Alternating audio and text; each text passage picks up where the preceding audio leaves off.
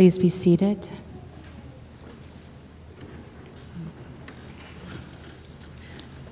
Good morning and welcome. My name is Dr. Kendra Clayton. I'm the president of the Graduate Theological Foundation. And before we begin the ceremony, I would like to introduce to you all of our honored guests and faculty who are on stage.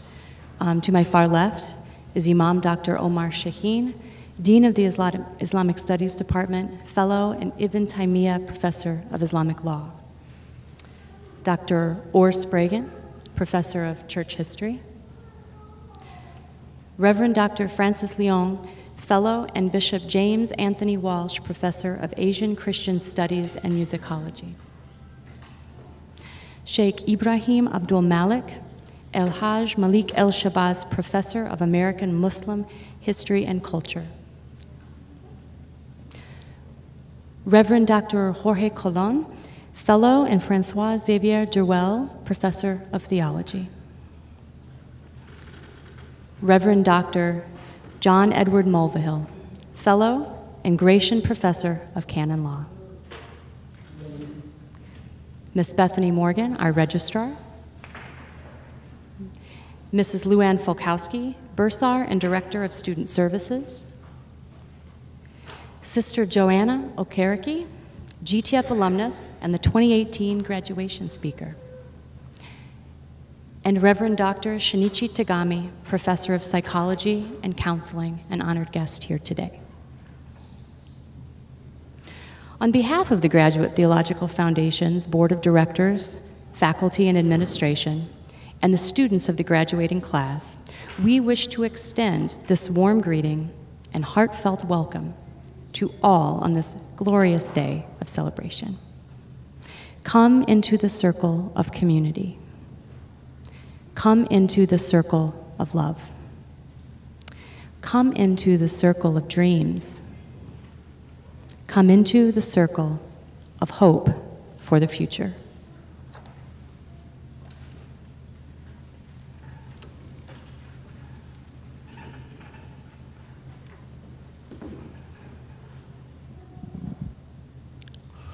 From the Taoist text of the Tao Te Ching. The Tao is the breath that never dies. It is the mother to all creation. It is the root and ground of every soul, the fountain of heaven and earth laid open.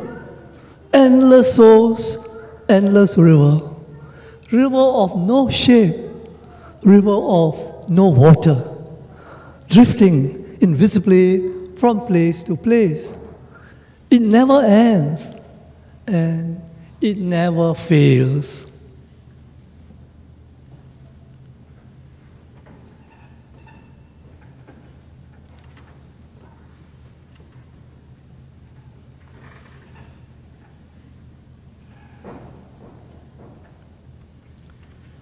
A reading from the Christian text of the Gospel of Matthew. We are the light of the world. A city set on a hill cannot be hidden. No one lights a lamp to put it under a basket, but on a lampstand, where it shines for everyone in the house.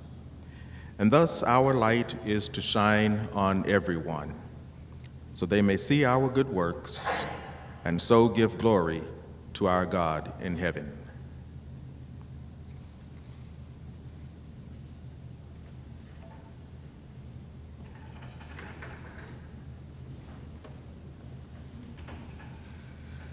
From the Jewish text of the prophet Isaiah. No longer shall the sun be your light by day, nor the brightness of the moon your light at night. But the Lord will be your everlasting light, and your God will be your glory. Nevermore will your sun set, nor your moon wane, for the Lord will be your everlasting light, your days of mourning at an end forever.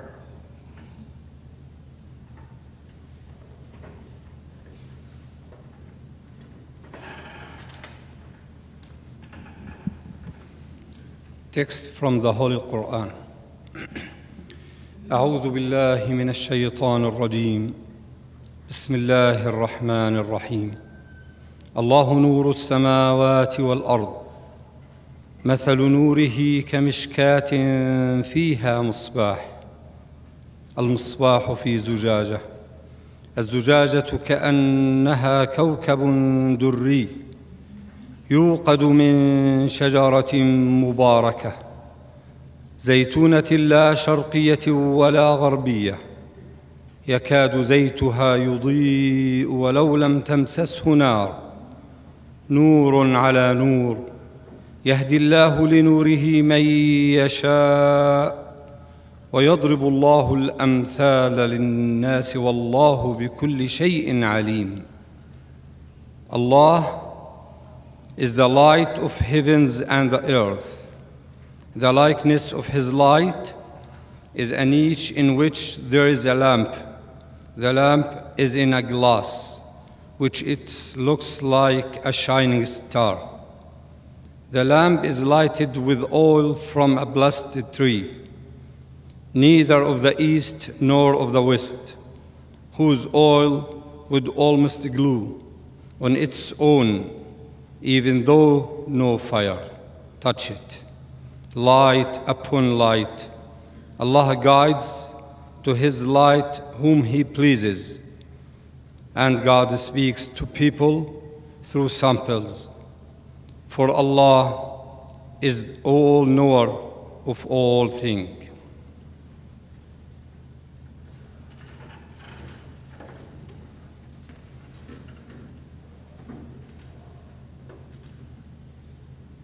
Please stand. As you note in your books, the celebrating students and also their guests respond in bold. The text is from the book of Proverbs. Wisdom has built for herself a house. She set up a house with 7 pillars. She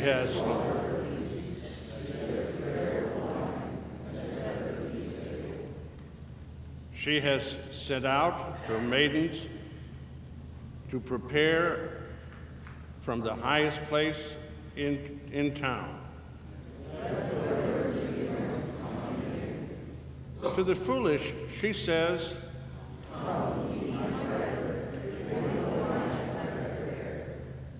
leave your foolish ways and live and walk in the ways of the ways of insight.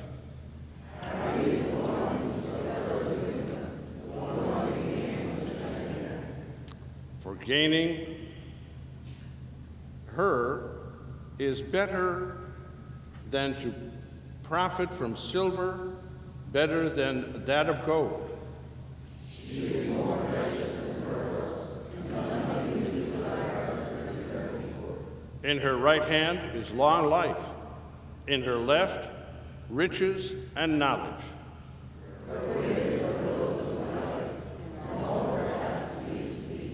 Please join together. She is the tree of life.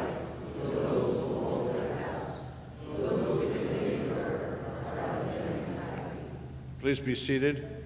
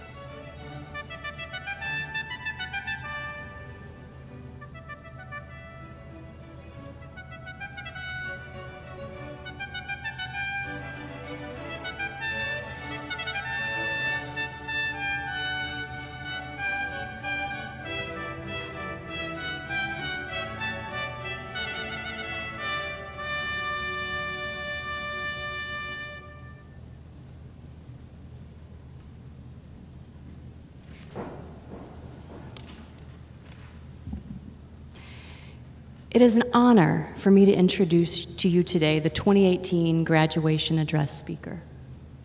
This year's speaker is a Catholic nun and a member of the Congregation of the Handmaids of the Holy Child Jesus from Nigeria.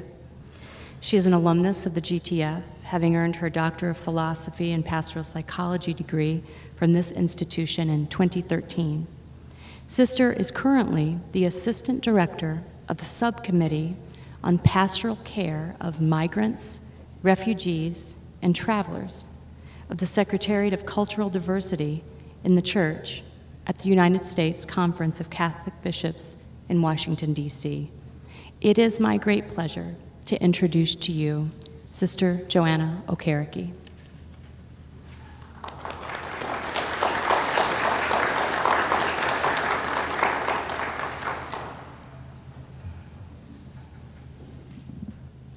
Thank you, Dr. Clayton, for that kind introduction. You have elevated me so high that I feel like flying like an eagle. Thank you.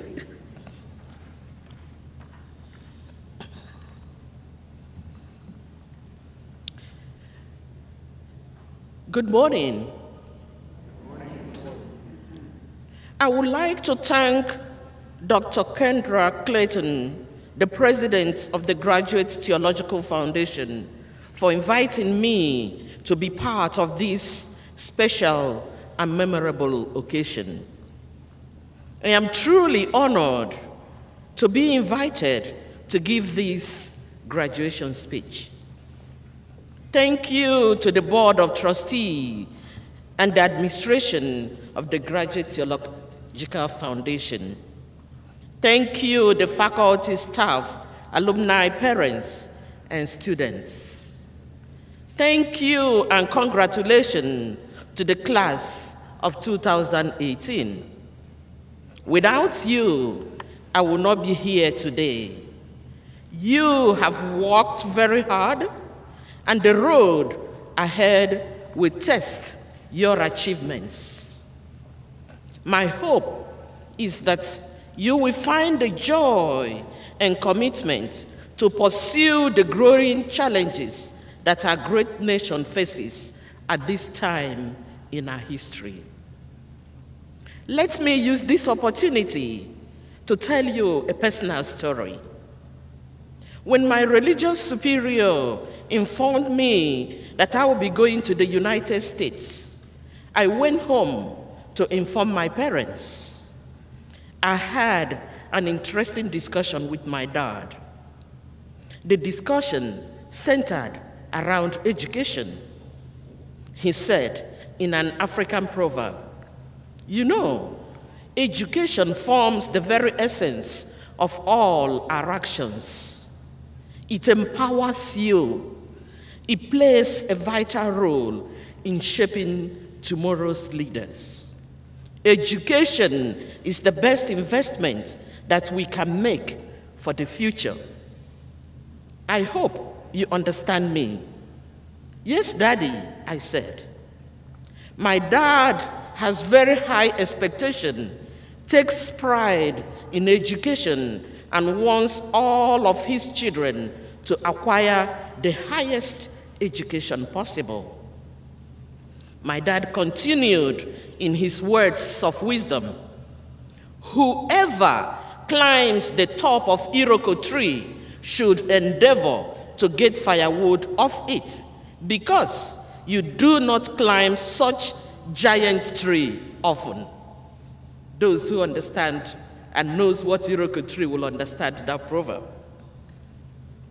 The Iroko tree is a gigantic tree from the west coast of tropical Africa that can live up to 500 years. It is considered sacred and believed to be the abode of spirits. "I hope you know my expectations," my dad said. "Try to further your education."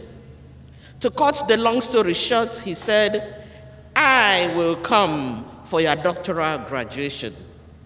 Indeed, it was a very memorable day for my dad as he sat in this very arena on the day of my doctoral graduation. As an alumna, I am proud of GTF as a community of scholarship that embraces students and faculties of all nationalities from various social, cultural, and religious backgrounds. In a caring and supportive atmosphere, students are helped to develop a sense of meaningful purpose in a way that expresses and proclaims the worth and dignity of every human person without regard to race, nationality, culture, or religion, which constitutes the centerpiece of our immigration issues in this great country. As a Nigerian immigrant who, by divine providence, became a naturalized citizen of the United States, I feel inspired to share with you my reflection on the plight of immigrants and refugees in the United States, the role of the church. Because I can rightfully identify with both sides as an immigrant and as an American. While I am not here today to talk about politics, it is hard to overlook the fact that the migration question has become an increasingly contentious issue in Washington, D.C., and in need of serious moral consideration. Policies are being enacted that put at risk migrants who live in virtually every community across this country. For more than 200 years, American tradition of welcoming immigrants from around the world has given tremendous advantage over other nations. It has shaped our national character as a people with limitless possibilities. But today, our immigration system is fractured and broken, and everyone knows it. However, mass deportation of innocent, undocumented aliens, mothers, and children is not a solution to the problem. According to the United Nations International Report of 2017, the number of international migrants worldwide has continued to grow rapidly in recent years, reaching 258 million in 2017. In his 2018 World Day of Migrants and Refugee message, Pope Francis reflects on the gospel to welcome the stranger. He said, "You shall treat the stranger who sojourns with you as a native among you, and you shall love him as yourself, for you were strangers in the land of Egypt." The Lord entrusts the church's motherly love of every person who is forced to leave their homeland in search of a better life. This is a great responsibility which the church intends to share with all believers of goodwill. The takeaway from this seems evident. Each of us, in our way, is called on to map out strategies and find ways to help welcome and support immigrants and refugees. The issue of migration has been one of the major challenges that the world faces. Church leadership recognizes this and has taken positive steps to reach out to immigrants and refugees through direct services and support, and to form a culture that will be more welcoming to them. The church has experienced growth and vitality because of the immigrants and refugees' experience in this country. Various parishes are successful because of the generation of immigrants who found a home and a community where they are welcomed. The church has become as much an immigrant church today as it was 100 years ago. Despite the significant benefits of migration, some migrants remain among the most vulnerable members of society. Migrants are often the first to lose their jobs on the event of an economic downturn. Some work for less pay, longer hours, and in bad conditions. While migration is often an empowering experience, some migrants endure human rights violations, abuse, and discrimination. Migrants, particularly women and children, may fall victims of human trafficking and other terrible forms of exploitation. So, what then is the role of the church, the U.S. Conference of Catholic Bishops' Office of Migration and Refugee Services, MRS, whose mission is to carry out the commitment of the Catholic bishops of the United States?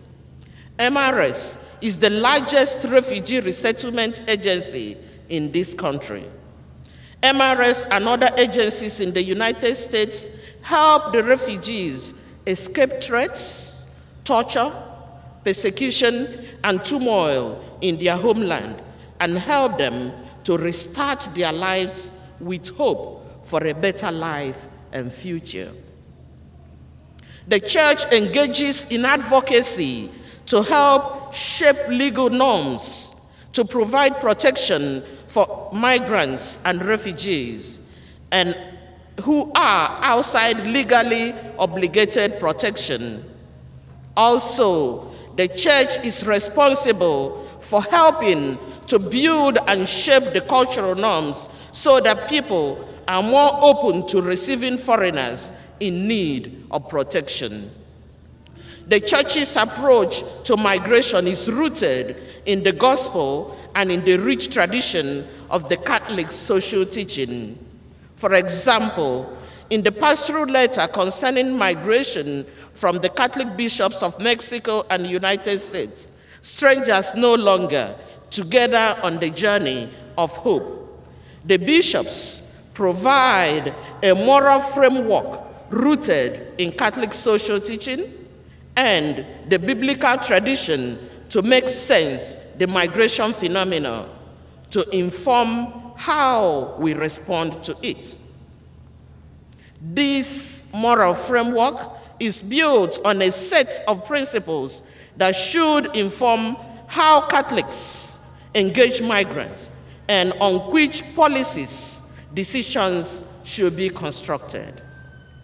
The church not only reaches out to migrants and refugees, but who have migrated to their new country, but they also affirm that persons with rights to find opportunities in their homeland.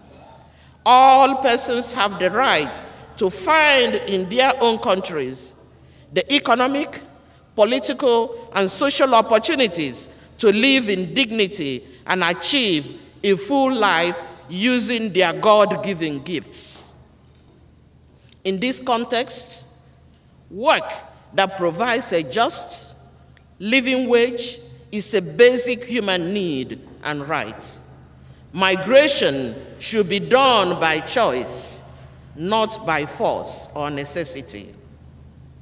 The church recognizes that all the goods of the earth belongs to all people.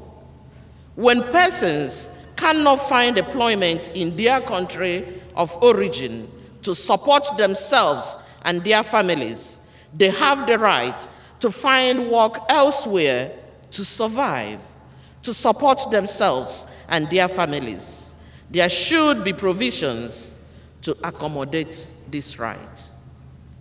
The church recognizes the right of sovereign nations to control their territories, but rejects such control when it is exerted merely to acquire additional wealth. More powerful economic nations, which can protect and feed their residents, have a strong obligation to accommodate migration flow.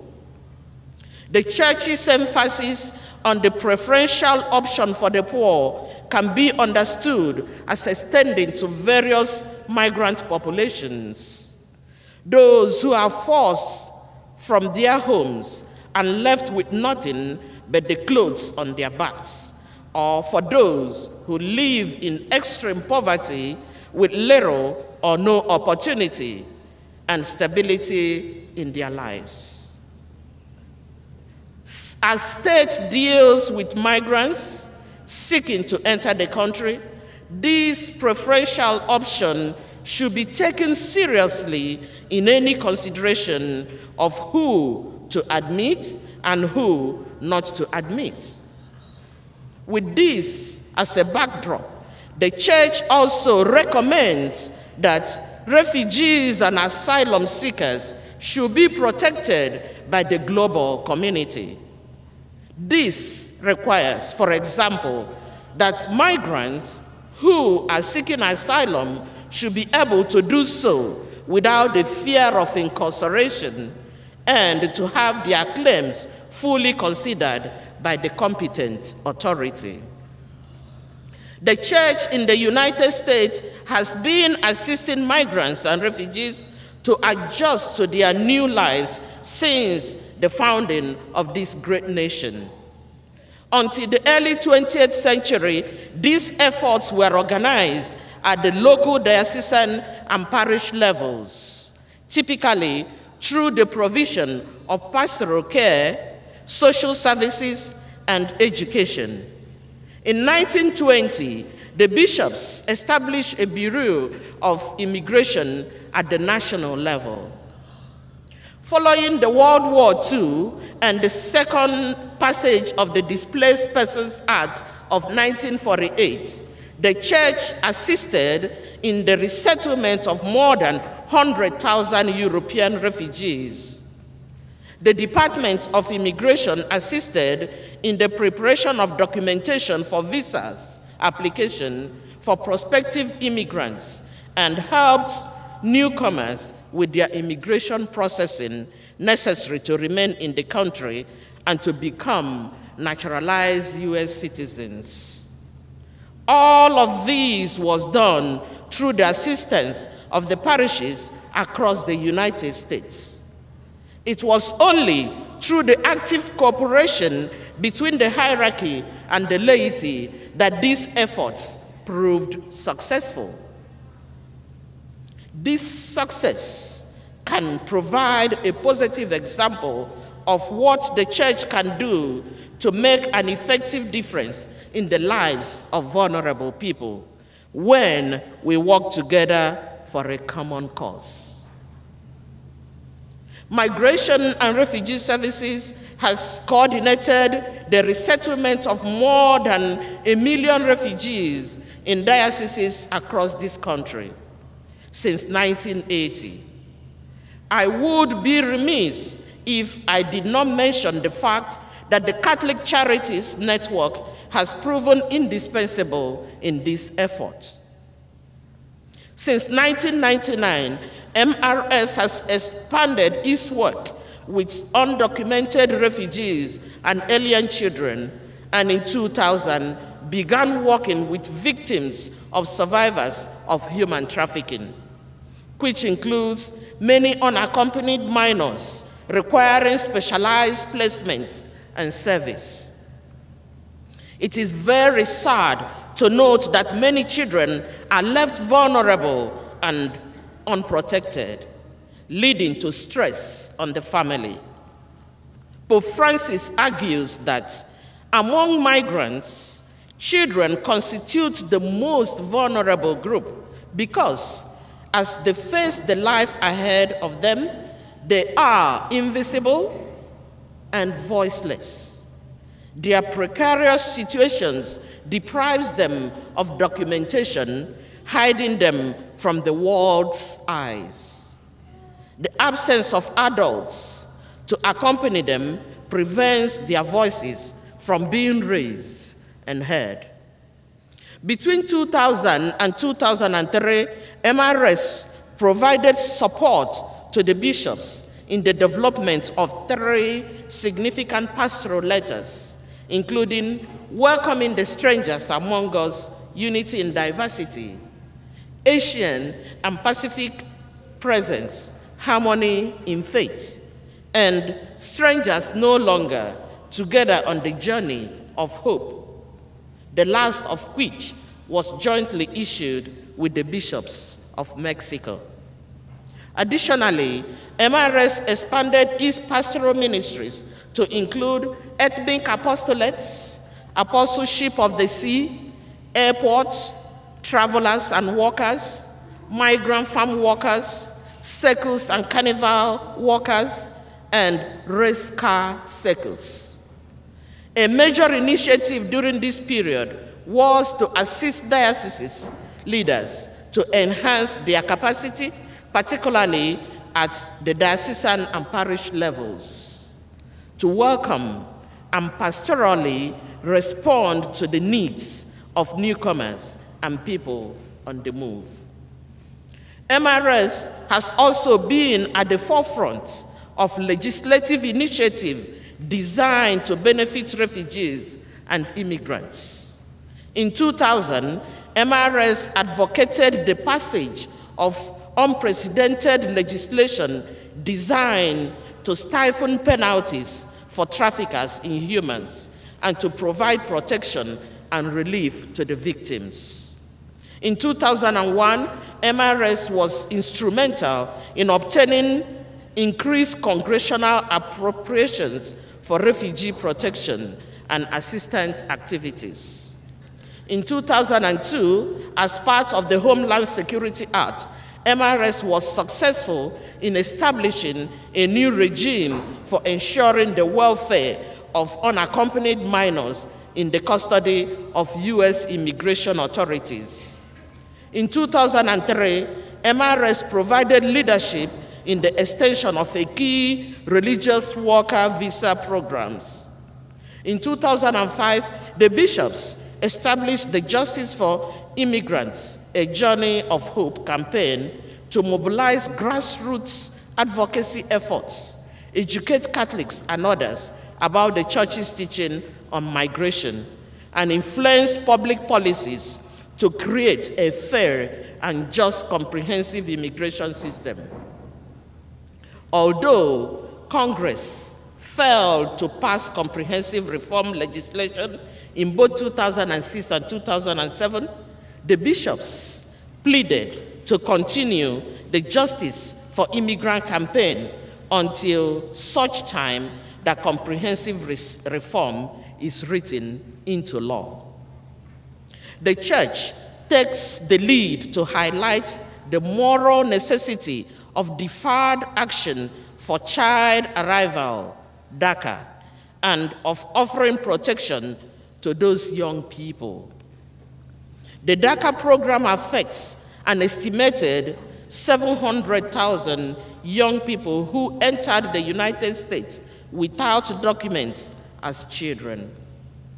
Following the Senate's failure to pass the bill to legalize the Dreamers, the Church issued a statement expressing their disappointment.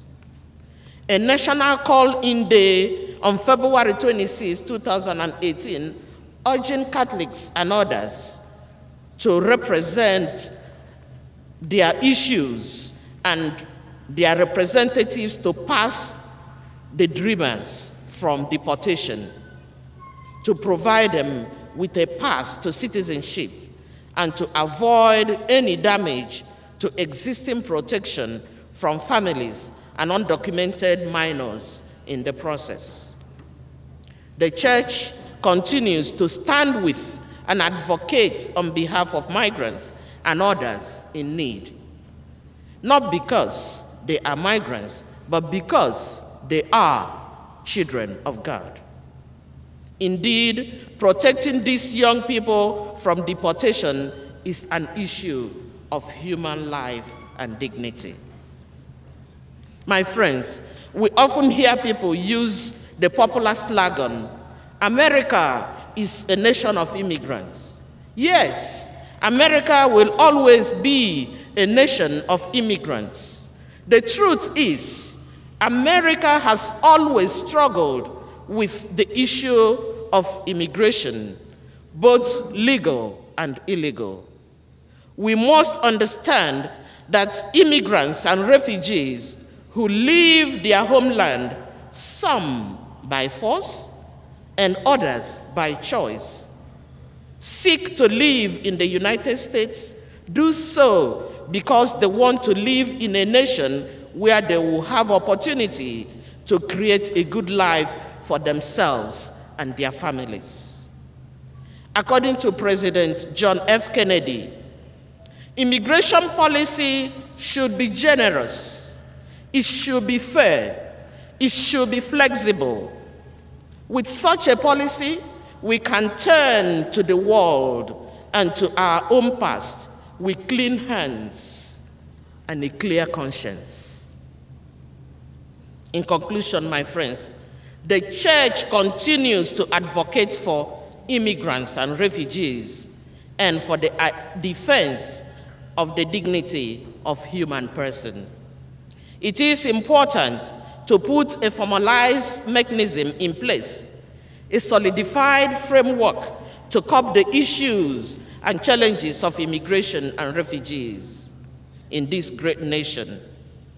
The church in the United States, laity and clergy alike, should be proactive to work as she has always done, creating the conditions whereby immigrants and refugees experience a sense of real belonging, respecting the integrity of their culture and languages.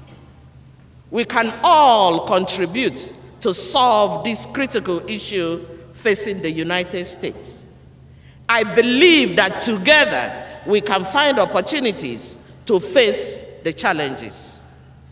As alumni of GTF, you, the class of 2018, should make a difference through advocacy for immigrants in this country.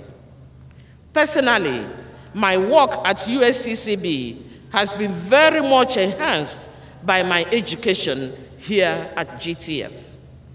I can confidently say that they have equipped me through education to make positive contributions in making our nation and society more humane for every human person, without regard to nationality. It is my hope that the church's extensive roles will motivate all of us to do our own part. Act now. Offer hope. Opportunity often comes but once. So I encourage you, act. Again, congratulations. Best of luck for the bright future ahead of you. Thank you all. I am so blessed. I'm happy to be in your midst. Thank you.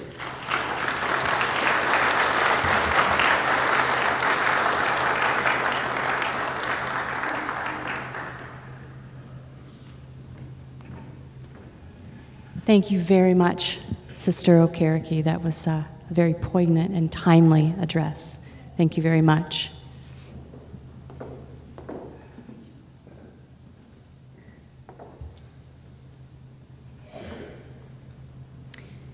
In recognition of his distinguished service to the Christian community in the creation of the Christian Society of Mental Psycho-Spiritual Care in Japan, and his continued exemplary leadership in the field of hospital chaplaincy, and in appreciation of his loyalty to the GTF, to our mission to serve ministry professionals, the GTF is pleased to award the Reverend Dr. Shinichi Tagami the Doctor of Divinity honoris causa with all privileges and honors pertaining thereto.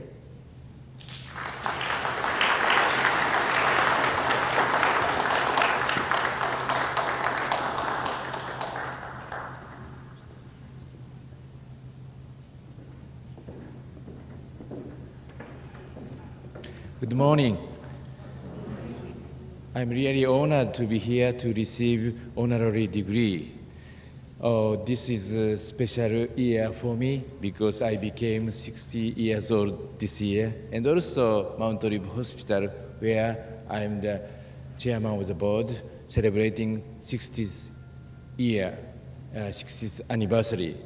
Then also this year, actually this week, I'm going around the world because based on what I studied here, I gave lecture in Chinese People's Hospital last Saturday, and then went to London to study at the oldest modern hospice, St. Christopher Hospice in London. Then I came here today, then I go back to Japan tomorrow. So it symbolizes what we are receiving, because the 60th year means everything becomes new in Japanese tradition, borrowed from Chinese culture. So now everything is new, and we become the light of the world to serve the world. We really appreciate this opportunity, and I would like to give my appreciation to Dr. Clayton and all the faculty members and staff members and all of you. Thank you very much.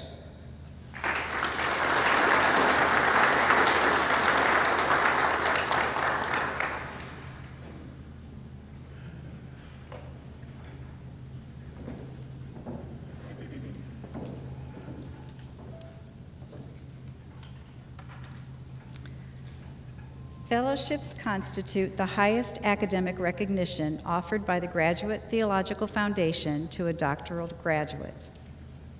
The John Macquarie Fellowship in Philosophical Theology is the highest recognition the faculty of the foundation can give to a graduating student in a doctoral program. This fellowship is named for the late Professor John Macquarie, Lady Margaret Professor of Divinity Emeritus, who served as the Martin Heidegger Professor of Philosophical Theology at the Foundation until his death in 2007.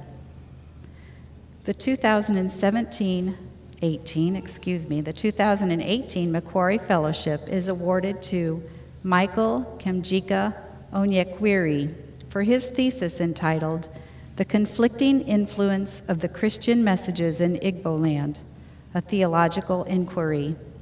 Will Michael Kemjika Onyekwiri please come forward?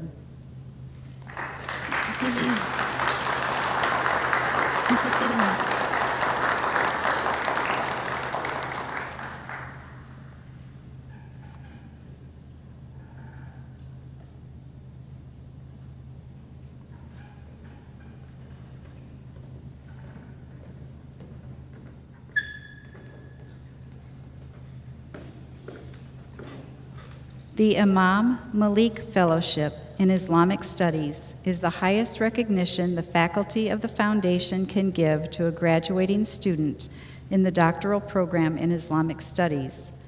Imam Malik, from the 8th century, is considered one of Islam's greatest scholars, whose book, the Kitab al-Muwatta, is the earliest surviving book of Islamic law and health. The 2018 Imam Malik Fellowship is awarded to Muhammad Khader for his thesis titled Jihad Against Terrorism in Islamic Perspective. Will Muhammad Khader please come forward?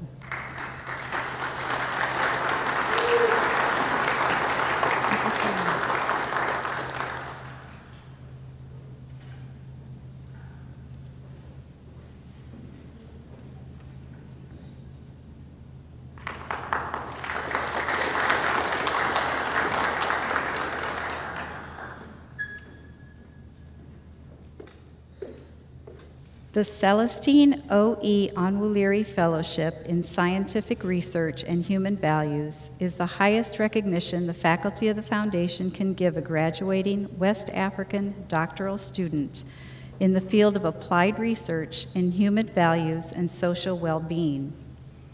Professor Onwuliri is one of Africa's most distinguished research scientists in the field of parasitology and his work embracing the highest ideals of humanitarian values has contributed greatly to the betterment of human life on the African continent. Recognized throughout the scientific world as a leader in humanitarian endeavors affecting the lives of millions of men, women, and children in Africa, Professor Onwuliri is deserving of international acclaim for his life's work, and the Graduate Theological Foundation is pleased to honor his legacy with this fellowship in scientific research and human values. The 2018 Celestine O.E. Onwuliri Fellowship is awarded to Leonard Ugwana Ahanatu for his thesis titled Navigating Between Cultures, Pastoral Psychological Preparation of Nigerian Priests on U.S. Mission. Reverend Dr. Leonard Uganu Ahanatu will receive this award in absentia.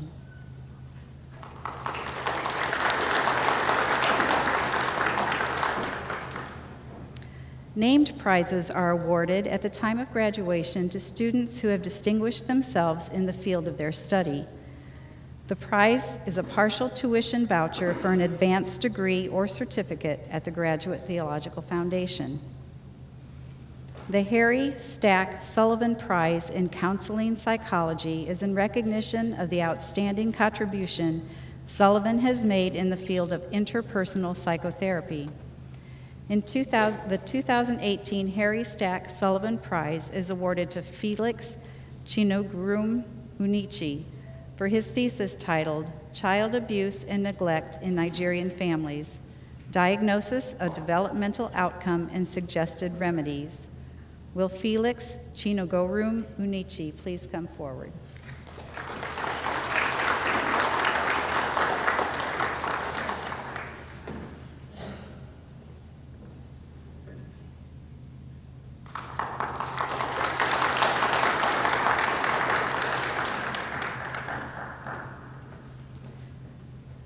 The Dorothy Day Prize in Pastoral Care and Counseling honors her pastoral care to the poor and outcast of the world. The 2018 Dorothy Day Prize is awarded to Valencia Julia Battle for her thesis titled Depression and Quality of Life Among African American and Non-African American Women Breast Cancer Survivors in the United States. Will Valencia Julia Battle please come forward?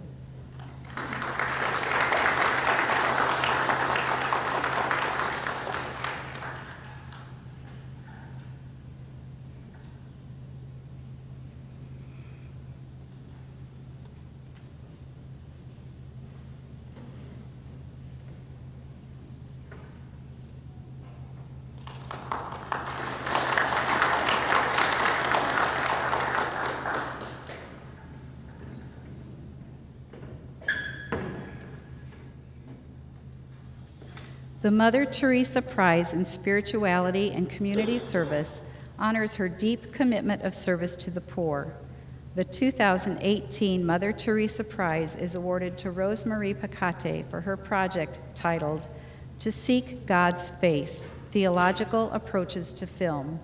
Will Rosemarie Pacate please come forward?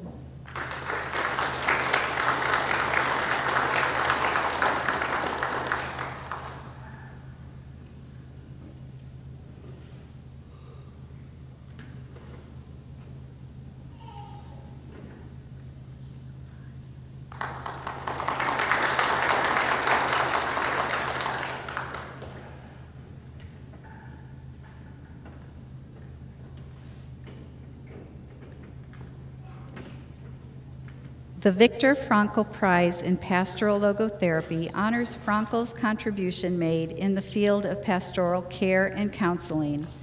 The 2018 Viktor Frankl Prize is awarded to Anne Cruz for her project titled Encountering the Man on the Street, the Benefits of Educated and Trained Lay Ministers in Pastoral Logotherapy. Will Anne Cruz please come forward?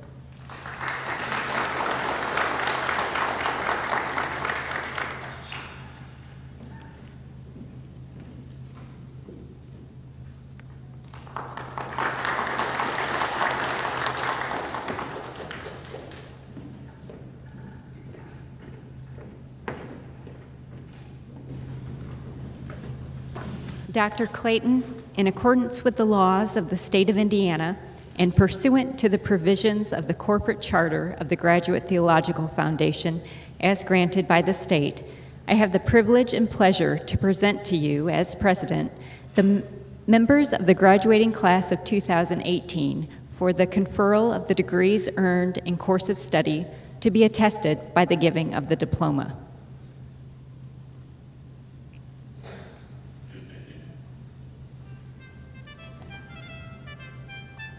Bachelor of Theology, Mrs. Safa Abdel Jaber, in absentia. Imam Ibrahim Aldar Dasawi, in absentia. Mr. Okla Mohammed Al-Hamidi, in absentia. Deacon Juan Carlos Ayala, in absentia. Bishop Timothy J. Clark, in absentia. Mr. Danmer Gallardo Vaca, in absentia. Mrs. Hajar Mashni.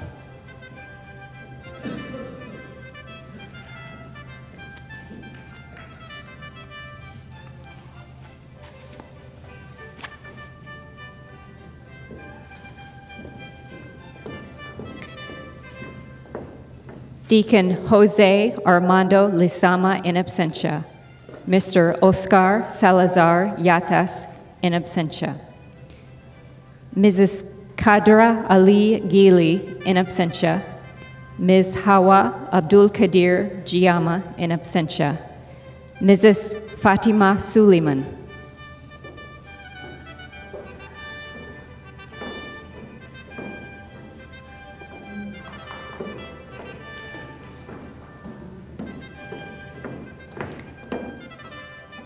Ms. Mariama Adam Mohammed.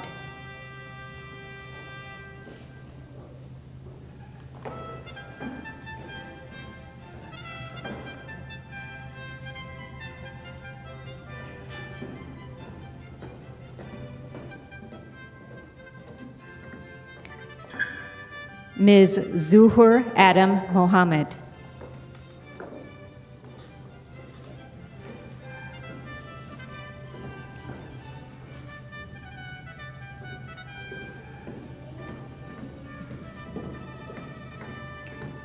Ms. Zara Ahmed Mohammed, in absentia. Ms. Zainab Abdallah Noor.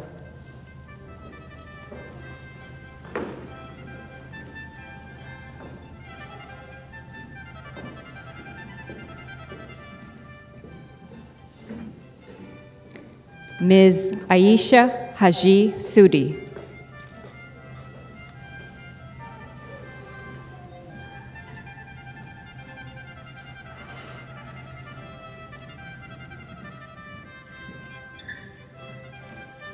Master of Pastoral Counseling, Reverend Celestine Afugwobi, in absentia. Ms. Sage Brody, in absentia. Mrs. Ko Hong Kyo, in absentia. Ms. Ann Cruz.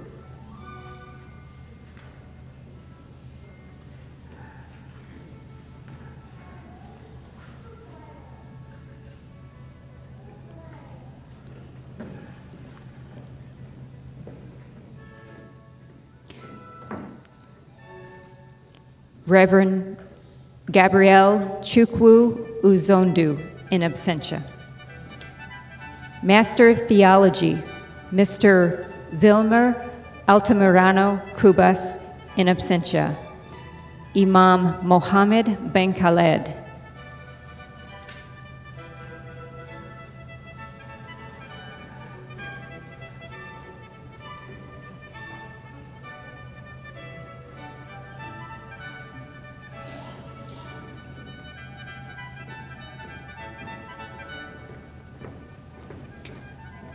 Reverend Victor Ramos Vasquez, in absentia. Imam Ayman Fareh Soliman.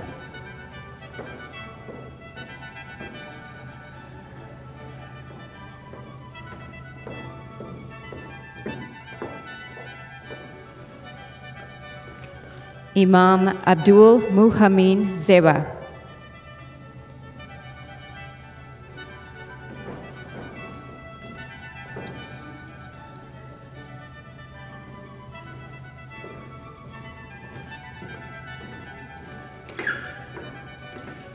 Master of Sacred Music, Ms. Maria Stella Crispo.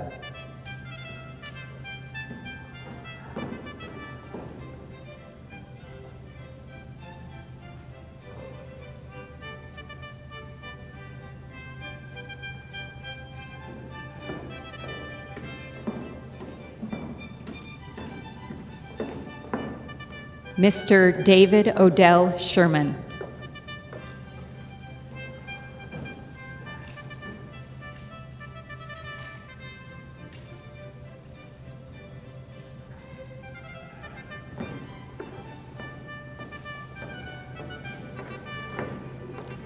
Doctor of Mediation, Mr. Robert H. France.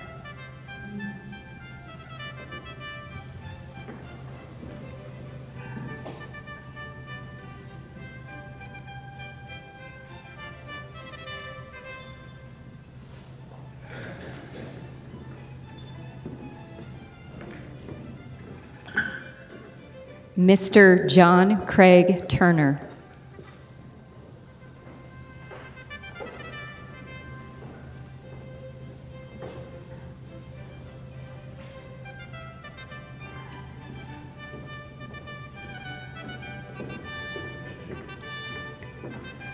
Doctor of Ministry, Reverend Charles Chinaka Inyinya.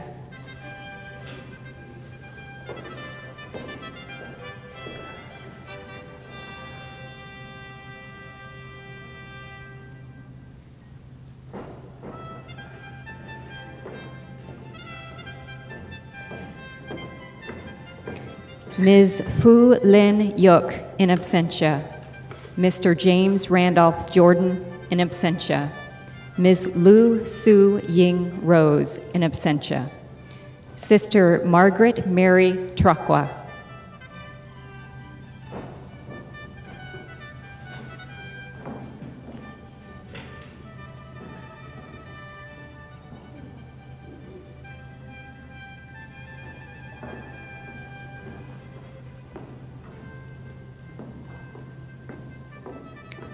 Chaplain Emmanuel Chinedum Okei.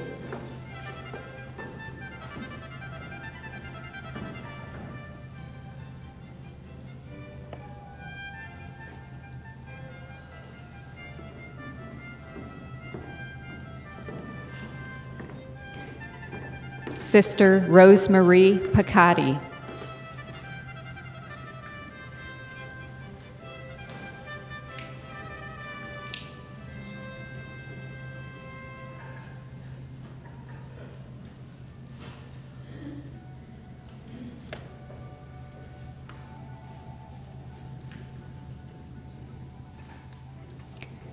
Deacon Stephen Sansevier.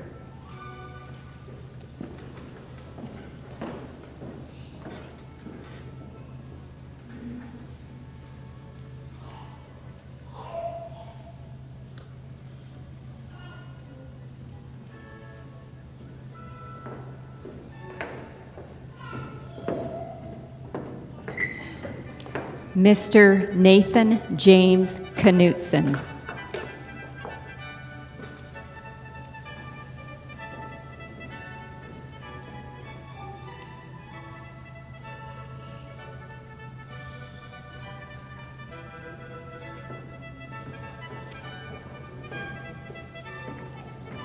Mr. Mark Allen Strathman.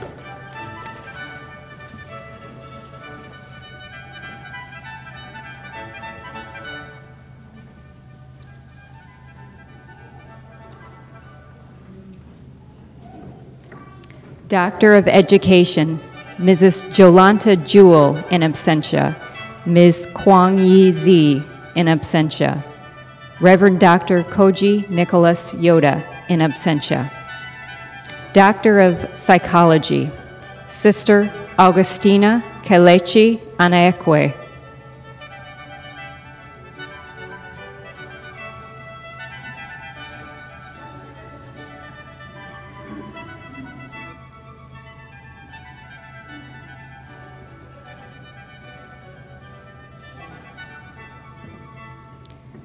Reverend Peter Ekanem.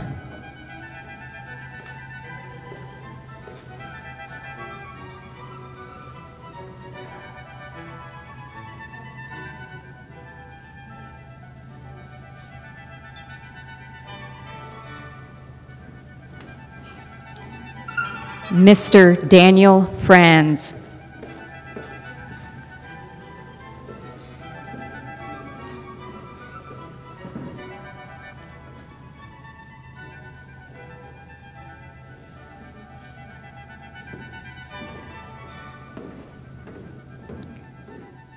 Dr. Alan D. McKechnie.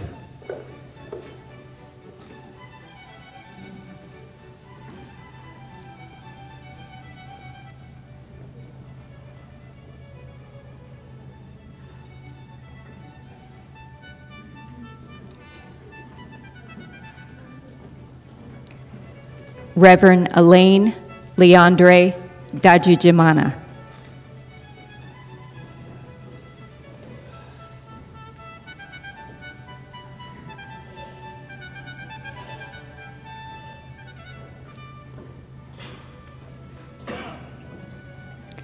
Ms. Christina Barnett Salvio, in absentia. Reverend Dr. Earl B. Stewart.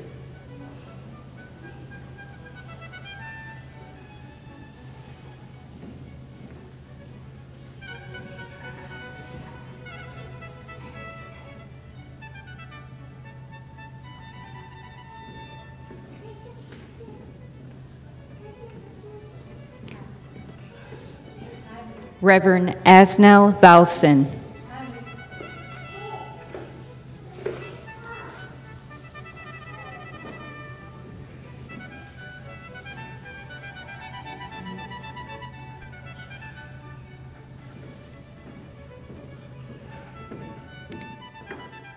Reverend Dr. Timothy L. Waldrop, in absentia. Doctor of Philosophy, Reverend Leonard Ugona Ahanotu, in absentia. Imam Ahmed A. Ahmed.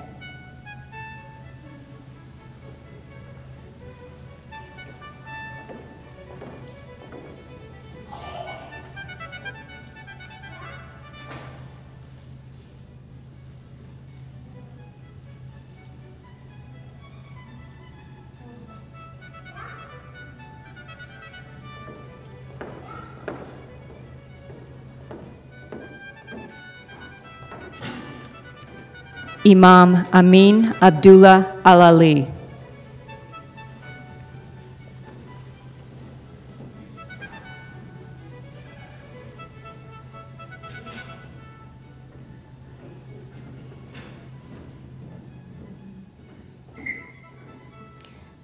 Ms. Noha Mazin Al-Shugeri.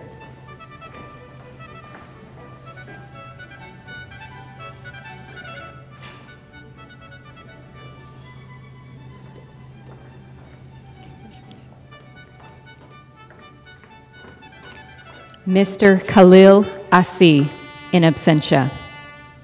Dr. Valencia Julia Battle.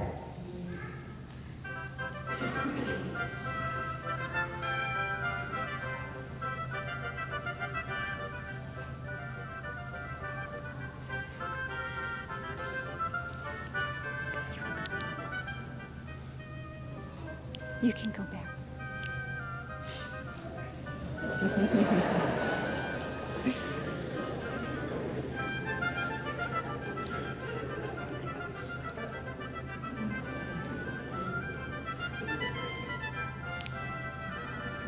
Ms. Zamzam Salih Bayan, in absentia.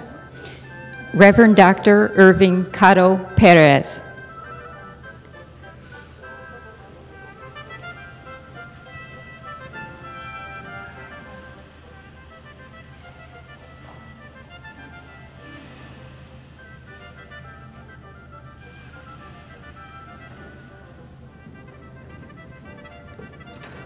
Mr. Stephen Douglas Foster, in absentia. Reverend Anthony Chido Ike, in absentia. Mr. Mohammed Khater.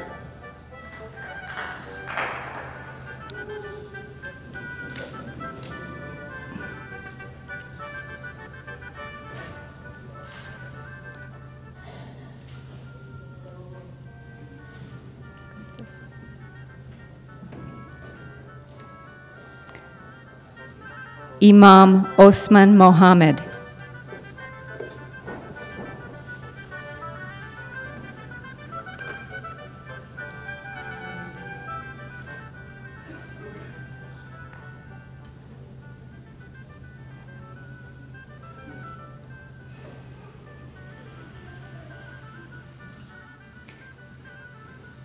Ms. Mary Angela Nangini, in absentia. Mr. Riyad Ibrahim Obeid.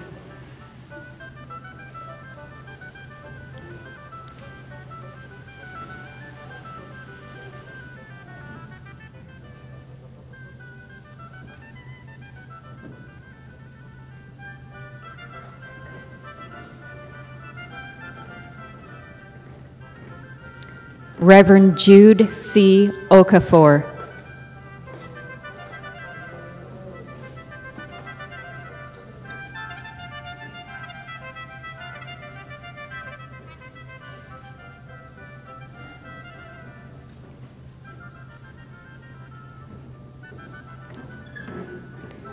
Mr. Temi Adesoye David Oludia.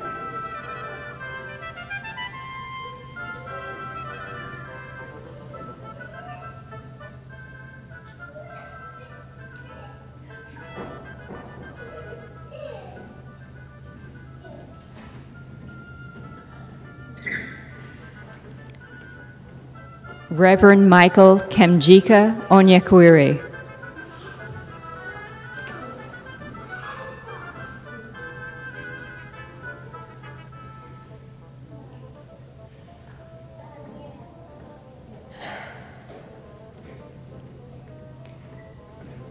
Mr. Olufemi Osenubi, in absentia. Reverend Felix Chinagoram Unichi.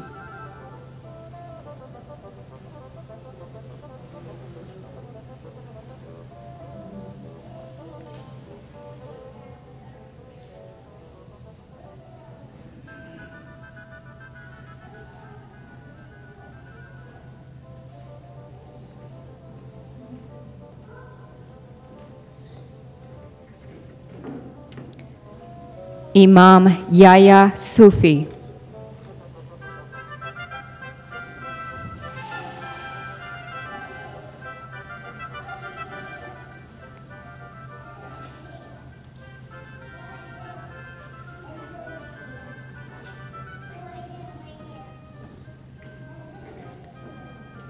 Imam Ahmed Muram.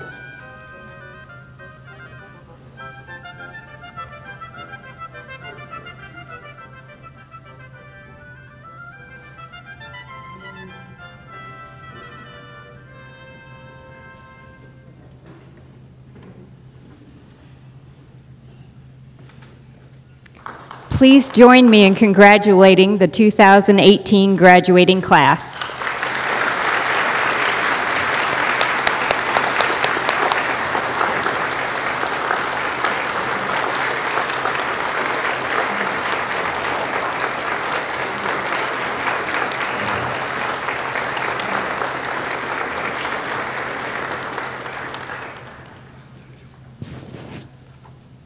This is the mission of our faith, to teach the fragile art of hospitality,